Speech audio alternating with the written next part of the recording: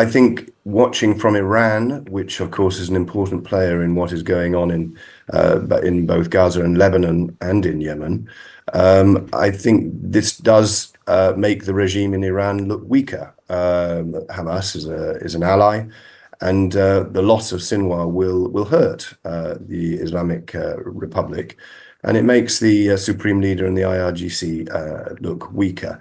But arguably, at the same time, I think this will have less impact on Iranian calculations about what should happen next than, say, the killing of previous Hamas leader Haniyeh in Tehran itself earlier this year in July.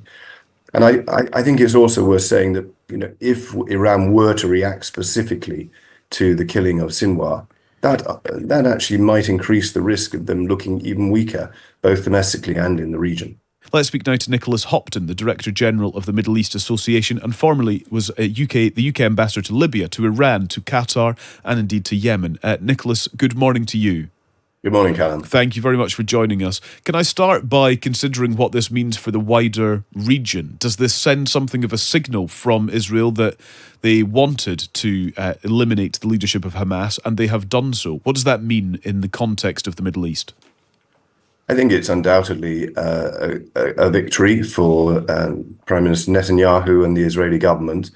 So that will count in favor of Israeli objectives, although, as one of your correspondents previously said, the original war aims arguably have not been achieved.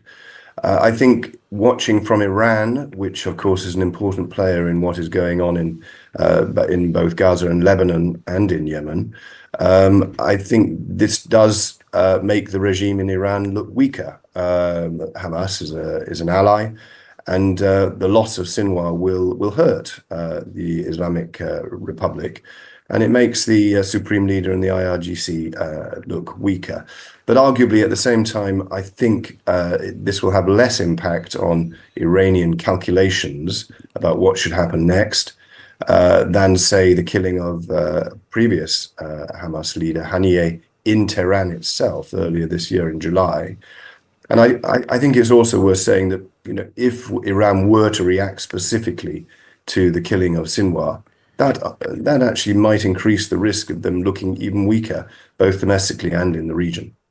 So Israel has had these military advances. Perhaps there's a weakening of Iran's leadership in all of this. But the issue here is that this can't purely be a military undertaking. There has to be something of a political ambition in here as well. How can Israel, in this moment, allow the emergence of a viable political figure or party or group or whatever in Gaza, in all of this, to allow the day after to become a reality? Well, unfortunately, I'm not sure at this stage there's much evidence to suggest that the Israeli government is looking carefully enough at the day after scenario. As David Satterfield, former American ambassador and envoy to the region, outlined to you earlier on, what needs to happen in the long term for a sustainable long-term peace and security in the region for Israel and its neighbors is very clear, and it's enshrined in the UN resolutions and the international community opinion, which is progress towards a state, an independent sovereign state for the Palestinians. I'm not sure there's any signs at the moment that the Israeli government is planning in that way. So I think the next step requires essentially three actors to work for a ceasefire and for a de-escalation. Two of them seem to be focused on that. That is the United States, and we've heard what President Biden and Kamala Harris have had to say about the need now to take the opportunity for a ceasefire and negotiation, bringing the hostages home.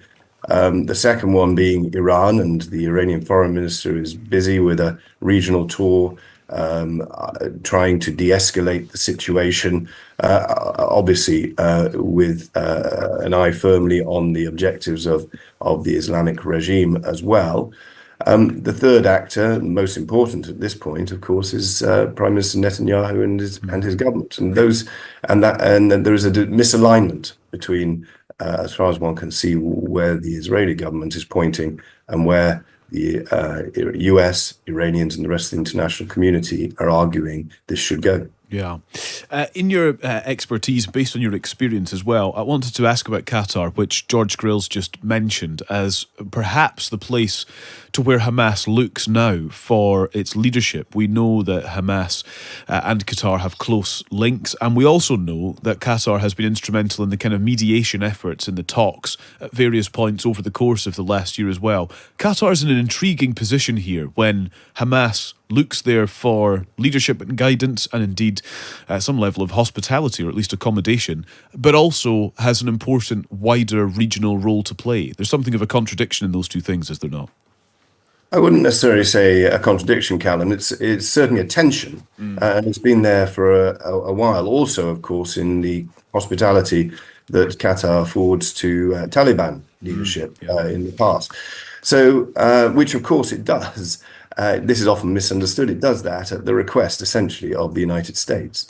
Now, in Qatar, there are two things going on at the moment. One is the Prime Minister of Qatar, Sheikh Mohammed, is very much a leading figure in trying to broker a ceasefire agreement in Gaza, working closely with the Americans, with the Egyptians, and with other international partners, including the United Kingdom.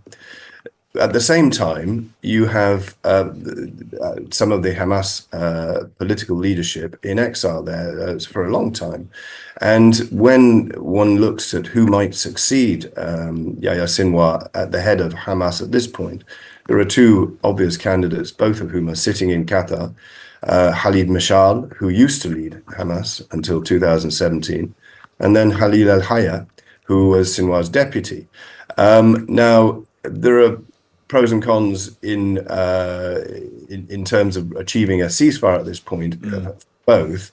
And I imagine both of those figures, one of whom is closer to the Iranians than the other. Mashal is not close to Iran, whereas al-Hayya is. All these factors will be in the balance as Hamas chooses its next leader. It's really, really interesting speaking to you. Thank you very much. Thanks for your time this morning. Thank you. That is Ambassador Nicholas Hopton, Director General of the Middle East Association, formerly the UK Ambassador to Libya, Iran, Qatar and Yemen.